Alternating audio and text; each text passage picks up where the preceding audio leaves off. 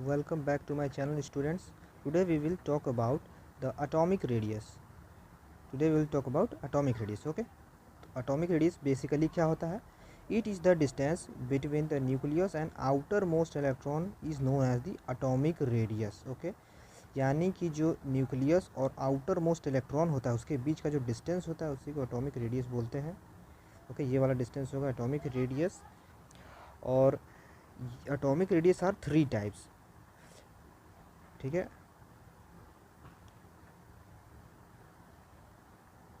Atomic radius जो होता है वो 3 टाइप्स का होता है. ये रहा 3. ठीक है, तो देख लेते हैं कि कौन कौन सा टाइप का होता है. पहला है कोवेलेंट रेडियस. देखिए, covalent radius, metallic radius, wonder wall radius. ठीक है, थर्ड है वंडर वॉल रेडियस. ठीक है, अब आगे देख लेते हैं कि कोवेलेंट रेडियस क्या होता है. कोवेलेंट रेडियस होता है it is the 1/2 of the internuclear distance. Okay, तो यहाँ पे एक मिनट, यहाँ पे डिस्टेंस का जो स्पेलिंग है वो थोड़ा सा गलत लिखा हुआ, तो सुधार देते हैं उसको. डिस्टेंस ओके, यहाँ पे हो जाएगा distance between 2 covalently bonded atom is known as covalent bond. ठीक है, तो ये देखिए, ये एक एटम है और ये एक एटम है, इनके बीच का ये जो बॉन्डिंग है, ये देखिए ये वाला बॉन्डिंग है, और यहाँ पे ये बॉन्डिंग ओवरलैप किया हुआ है, तो उसकी वजह से ये कोवेलेंट रेडियस बनाया हुआ है. यहाँ पे ये क्या किया है, बेसिकली बस यहाँ पे ये एक ओवरलैपिंग किया हुआ है, ये बीच में आपको जो दिख रहा है. ठीक है, यहाँ पे, हाँ ये देखिए, यहाँ पे ये जो किया है ये ओवरलैपिंग किया है, ओवरलैपिंग.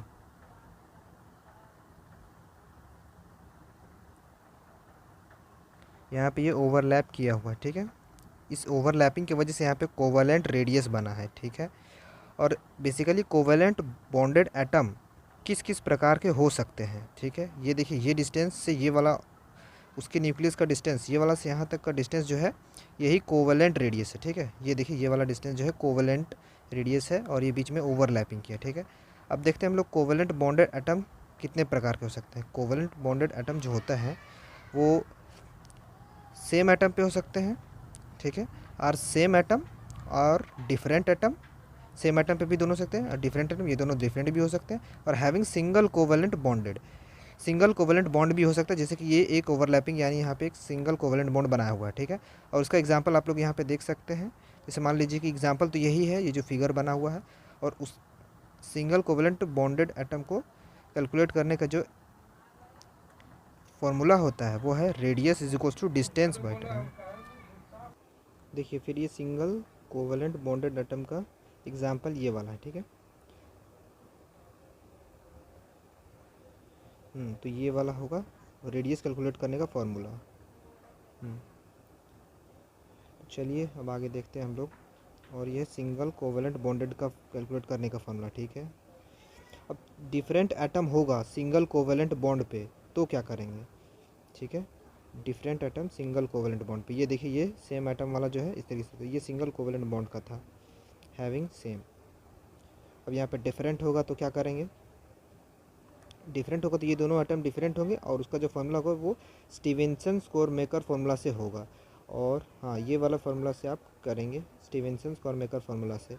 उसका फार्मूला है distance equal to radius of A plus radius, distance equal to radius, radius जो है वो ए और बी का रेडियस है. ठीक है, radius of B minus 0.09 difference of electronegativity, A और बी के बीच का जो डिफरेंस का इलेक्ट्रोनेगेटिविटी होगा वो होगा, ये एंगस्ट्रॉम में होगा. और यहाँ पे radius of A B equal to distance of A B upon 2, ये हो जाएगा radius of A B calculate करने का फॉर्मूला. ठीक है, तो ये होगा different atom single covalent bond calculate करने के लिए.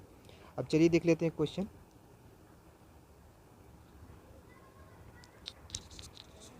क्वेश्चन को हम लोग कैलकुलेट करने वाले हैं. Calculate the covalent radius for the following if the calculate the length of the following if the length of the chlorine is 1.98 angstrom, calculate the RCl, radius of chlorine calculate करना है. देखिए, तो radius equal to distance upon 2 होता है. तो distance यहाँ पे कितना दिया 1.98, तो उसको लिख लेते हैं. ठीक है, 1.98, तो हम लोग लिखेंगे यहाँ पे 1.98 और उसको 2 से डिवाइड कर देंगे, ठीक है। उसको 2 से डिवाइड कर देंगे तो यहाँ पे आंसर आ जाएगा, आंसर होगा 0.99 एंगस्ट्रॉम, ठीक है। तो ये था पहले का आंसर। अब दूसरा क्वेश्चन देख लेते हैं।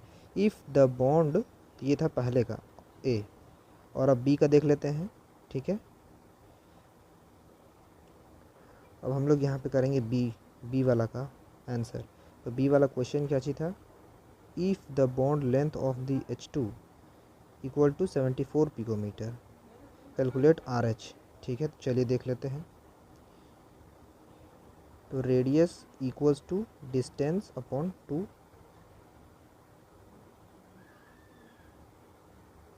तो यहाँ पे डिस्टेंस दिया हुआ था 74 अपॉन 2 इक्वल टू, कैलकुलेट करेंगे तो 2 यहाँ पे आ जाएगा 3.37 पिकोमीटर, ठीक है। पिकोमीटर कैसे आ जाएगा यहाँ पे, क्योंकि यहाँ पे पिकोमीटर क्वेश्चन में दिया हुआ था, ठीक है। डिस्टेंस जो दिया था पिकोमीटर में ही दिया हुआ था, ये देखिए डिस्टेंस जो है पिकोमीटर में दिया हुआ था, ये वाला। तो रेडियस ऑफ हाइड्रोजन जो होगा वो भी पिकोमीटर में ही कैलकुलेट होगा, बिल्कुल। तो ये हुआ आंसर। चलिए अब आगे एक और क्वेश्चन देखने वाले हैं हम लोग, एक और क्वेश्चन देख लेते हैं। Calculate the length of HCl, ठीक है। Calculate the length of HCl, bond length of chlorine is इतना and bond length of H2 is इतना। इलेक्ट्रोनेगेटिविटी ऑफ क्लोरीन दिया हुआ है, इलेक्ट्रोनेगेटिविटी ऑफ हाइड्रोजन दिया हुआ है, ठीक है। तो अब हम लोग लगाएंगे स्टीवेंसन स्कोरमेकर फार्मूला, देख लेते हैं। देख लीजिए ये वाला फार्मूला है, देखिए ये वाला फार्मूला है, बिल्कुल यही वाला फार्मूला हमको यूज़ करना है इस वाले क्वेश्चन पे। चलिए अब इसका सॉल्यूशन हम लोग करने वाले हैं। एक बार वीडियो को पॉज करके ज़रूर ट्राई कर लीजिएगा क्वेश्चंस को। Radius of hydrogen plus radius of chlorine minus 0.09 into यहाँ पे होता है इलेक्ट्रोनेगेटिविटी का डिफरेंस। तो ये देखिए क्लोरीन का और हाइड्रोजन दोनों का इलेक्ट्रोनेगेटिविटी दिया हुआ है, बस इसको ऊपर वाला माइनस नीचे वाला कर देंगे, ठीक है।